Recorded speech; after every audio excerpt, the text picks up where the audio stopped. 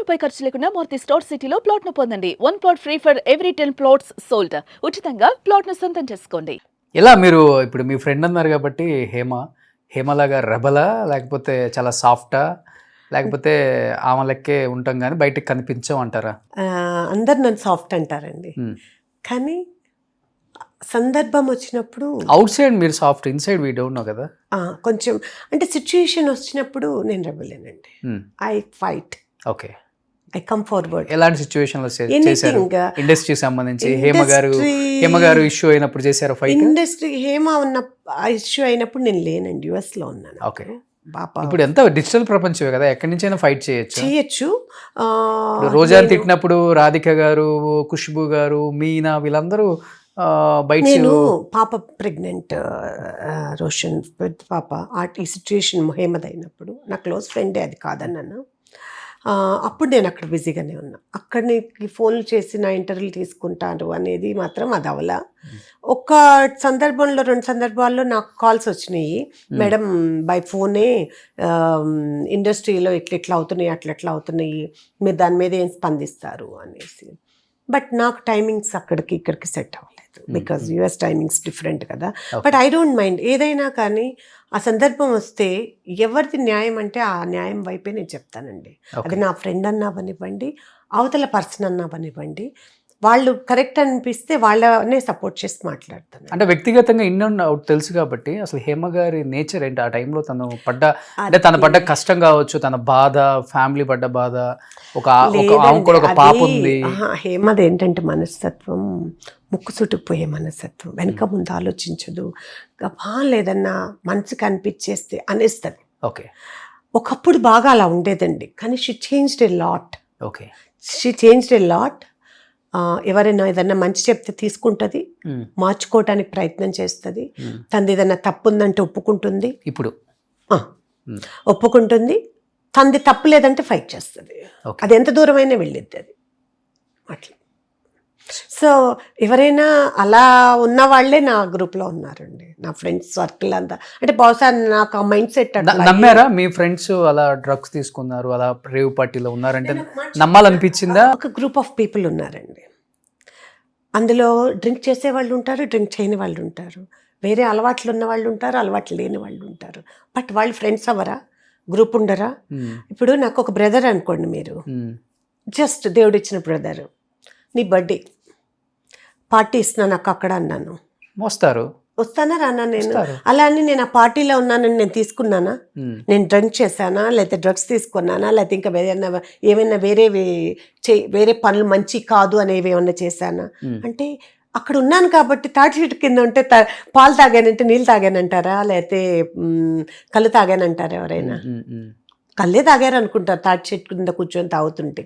అలాంటి సందర్భాలు ఎన్నో మన లైఫ్లో వస్తాయి. ఒక్క హేమాకే కాదు, మీకు వస్తుంది, నాకు వస్తుంది.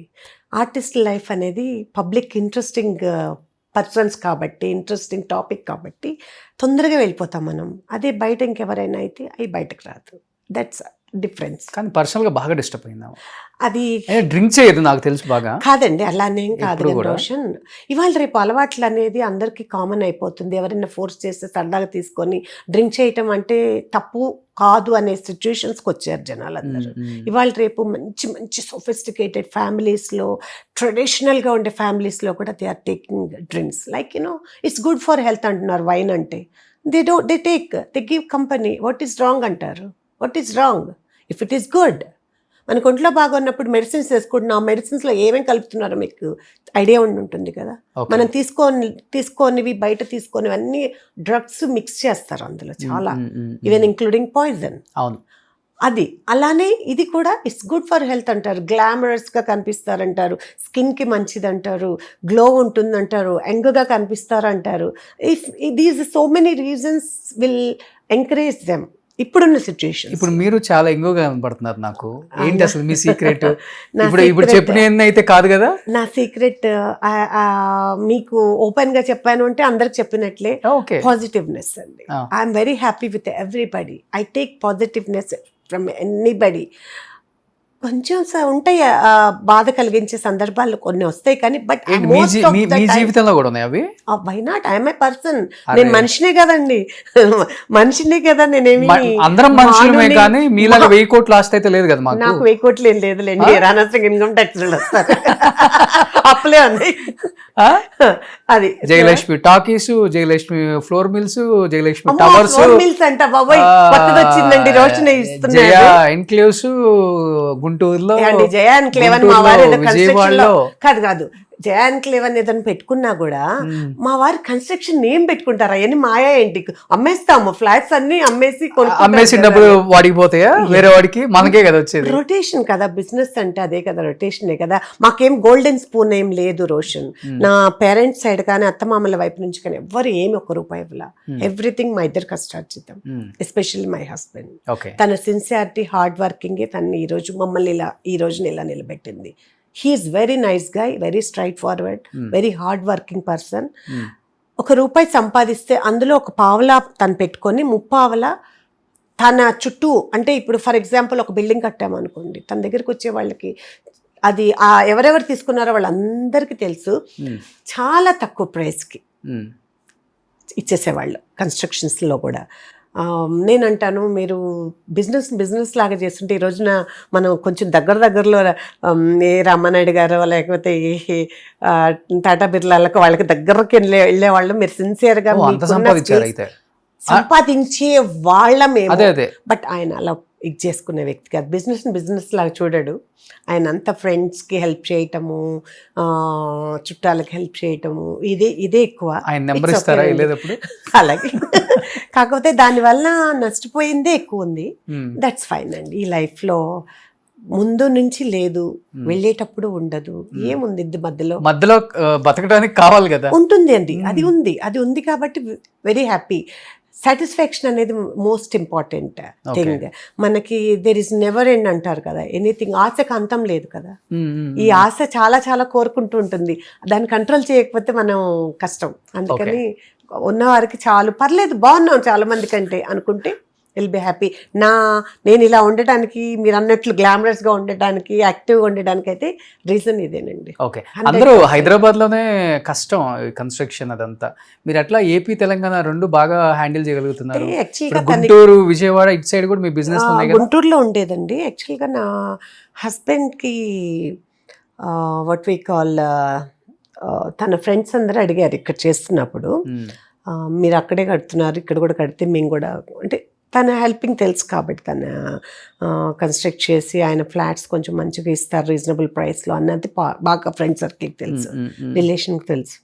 అందుకని రిక్వెస్ట్ మీద he started construction there. Okay, కొన్ని ప్రాజెక్ట్స్ చేశారు, అన్ని చిన్న అయ్యానండి. మేమేమి పెద్ద ఎత్తున చేయలేదు రోషన్. తను సింపుల్ ప్రాజెక్ట్సే, చిన్న ప్రాజెక్ట్సే చేసుకుంటూ వచ్చారు. ఇప్పుడు బయట ఒక టాక్ ఉంది, నెలకు 4-5 కోట్లు రెంట్లే వస్తాయి జయలక్ష్మి గారికి, అవసరమైతే ఆమె సినిమాలు తీయచ్చు ప్రొడ్యూసర్ గా. లేదండి, మనుషులు ఎన్నో చెప్పుకుంటారు, అవన్నీ నిజాలా? పోన్లేండి, అలాంటి టైం రావాలని కోరుకుందాం, మంచిదే కదా. దట్ ఈస్ పాజిటివ్ థాట్ కదా. అంత కాకపోతే దాంట్లో సగం వస్తుంది, అందులో 4-5 లక్షలు వస్తే చాలండి నెలకి. సరే, ఇప్పుడు అదే చెప్తున్నారు. ఇప్పుడు మణికొండ గోల్డెన్ టెంపుల్ అక్కడ ఉంది కదా, అక్కడ నుంచి కనపడే వరకు మనని ఎవరు తెలియదులే. అంతేలేండి, అన్ని డెవలప్మెంట్ కి ఇచ్చేసింది. చెప్పేదంటే ఫ్యూచర్ లో అలాంటివన్నీ మనం కొనే పరిస్థితి స్థాయి రావాలని రోషన్ అడుగుతున్నారు కాబట్టి తదాస్తు దేవతలు తదాస్తు అనేసారు. అప్పండి సగం పుప్పాలు కూడా కొనేసి అలానే అనుకుంటారులేండి జనాలదే ముందు బోల్డ్ అనొచ్చు, బట్ దట్స్ గుడ్ థింగ్. అలా అనుకోవటం. కానీ మీరు వచ్చినప్పుడు తక్కువ రేట్లు కదా ఈ ఏరియా అంతా ఉన్నది, కానీ నేను చెప్పాను కదా రోషన్ ఇందాక, గోల్డెన్ స్పూన్ తో రాలేదని. మేము స్లోగా డెవలప్ అయ్యి వచ్చిన వాళ్ళం కదా, ఇక్కడిది తీసి అక్కడ తీసి అక్కడిది, ఇట్లా రొటేషన్ అనేది చేసుకుంటూ వస్తూ చాలా వరకు మీకు తెలుసు కదా, గత 6-7 ఏళ్ల నుంచి ఆంధ్రాలో అంతా ఇదైపోయింది బిజినెస్ అంతా. మాకేమన్నా కన్స్ట్రక్షన్స్, ప్రాపర్టీస్ ఏదైనా కొద్ది గొప్ప ఉన్న అక్కడ ఉన్నాయి, అవి మనం దాన్ని ఆగిపోయింది అక్కడంతా. ఓకే, అలా కూడా కొంతవరకు ఇబ్బంది అయింది. లేదంటే మీరు అన్నట్లు అక్కడక్కడ కొనేసేవాళ్ళం, కథ ఉన్న వాటిని అమ్మేస్తూ వెళ్తున్నాం. ఇప్పుడు అక్కడక్కడ కాకుండా ఇక్కడ అన్నీ అమ్మేస్తూ వెళ్తున్నాం. అది ఎందుకు అల్లుళ్ళు కట్నాల కోసమా?